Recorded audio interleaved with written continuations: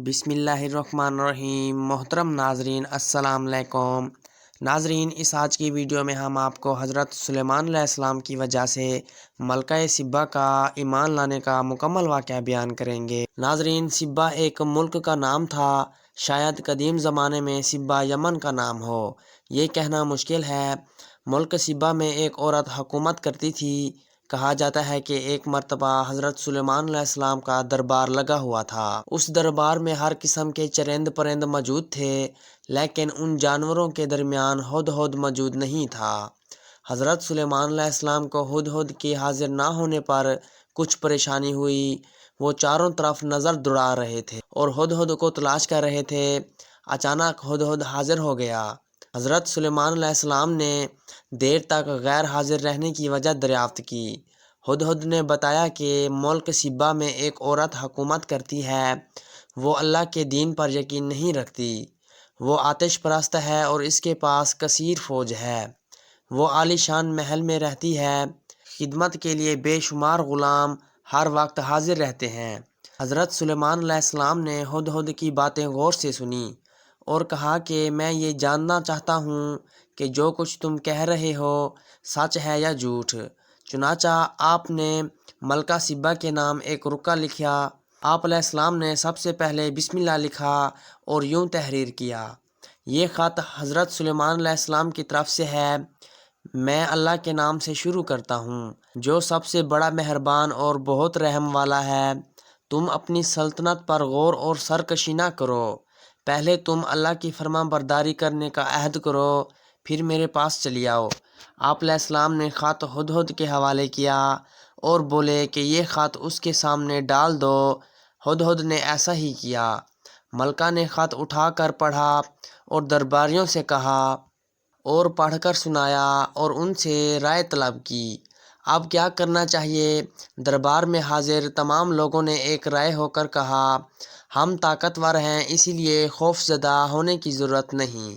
हज़रत सुलेमान अलैहिस्सलाम का मुकाबला करने की ताकत रखते हैं। मलका सिब्बा ने कहा, ये तो ठीक है, इसमें कोई शक नहीं। हम कमज़ोर तो नहीं हैं, लेकिन हमें सूझबूझ से काम लेना चाहिए। उनसे दोस्ती का हाथ बढ़ाने के लिए मैं तोहफ़े तोहफ़ भेजना चाहती हूँ। अगर उन्होंने हमारा तोहफ़ा कबूल ना किया तो मैं समझूंगी कि वो पैगंबर हैं। पैगंबरों को माल व दौलत की हवस नहीं होती। अगर उन्होंने तोहफ़ा कबूल किया तो मैं समझूंगी कि वो सिर्फ़ बादशाह हैं। बादशाह को मुल्क गेरी की हवस होती है। मैं इस बात से खौफज़दा हूँ कि बादशाह जिस मुल्क में दाखिल होते हैं वहाँ तबाही मचा देते हैं, हर चीज़ को तबाह बर्बाद कर देते हैं। मलका ने यही सोचकर तोहफ़े तोहफ़ भेजे। तोहफ़ों का सामान लेकर खादिम हज़रत सुलेमान अलैहिस्सलाम की खिदमत में हाजिर हुआ।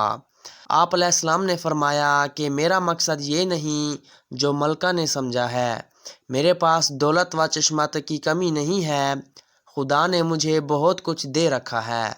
मैं चाहता हूँ कि मलका मेरे हुक्म की तामील करते हुए मेरे पास चली आए।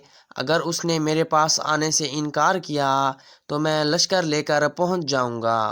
मलका को रुसवाई उठानी पड़ेगी। खादिम ने हज़रत सुलेमान अलैहिस्सलाम का पैगाम मलका तक पहुँचा दिया। मलका ने रवानगी के लिए तैयारी शुरू कर दी।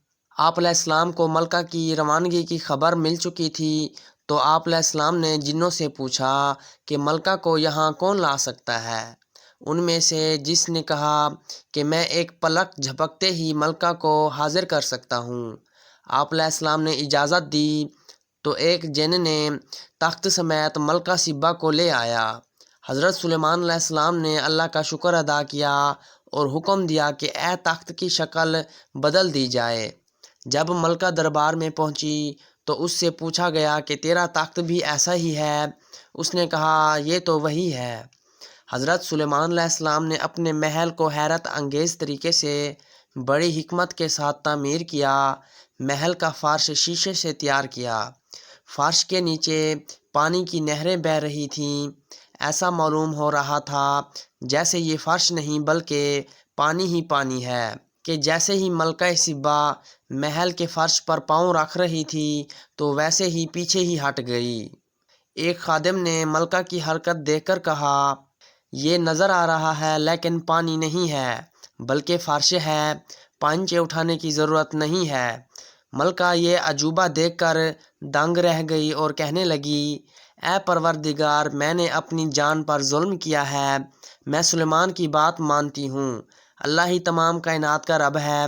ملکہ سبا حضرت سلیمان علیہ السلام پر ایمان لے آئی اور آپ علیہ السلام سے نکاح کر لیا۔ ایک مرتبہ حضرت سلیمان علیہ السلام اپنی بھاری لشکر کے ساتھ راستے سے گزر رہے تھے۔ اس راستے پر چونٹیاں چل رہی تھیں۔ حضرت سلیمان علیہ السلام کی سواری دیکھ کر چونٹیوں کے سردار نے اپنی چونٹیوں سے کہا کہ حضرت سلیمان علیہ السلام اپنے لشکر کے ساتھ گزر رہے ہیں، ایسا نہ ہو کہ تم سب حضرت سلیمان علیہ السلام اور ان کے مصاحبوں کے قدموں کے نیچے آ کر روندے جاؤ، تم اپنی حفاظت کے لیے بلوں کے اندر گھس جاؤ۔ چونٹیوں کی یہ بات سن کر حضرت سلیمان علیہ السلام مسکرائے اور خدا کا شکریہ ادا کیا۔ بیان کیا جاتا ہے کہ حضرت سلیمان علیہ السلام عجیب و غریب حالت میں وفات پا گئے۔ آپ علیہ السلام ایک مقام پر عصا ٹیک کر کھڑے رہے اور اسی حالت میں آپ علیہ السلام کی روح پرواز کر گئی، لیکن آپ علیہ السلام گرے نہیں۔ آپ کی وفات سے سب بے خبر تھے۔ جب عصا کو دیمک چاٹ گئی تو آپ علیہ السلام گر پڑے۔ اسی وقت جنوں، چرند اور پرند کو آپ علیہ السلام کی وفات کی خبر ہوئی۔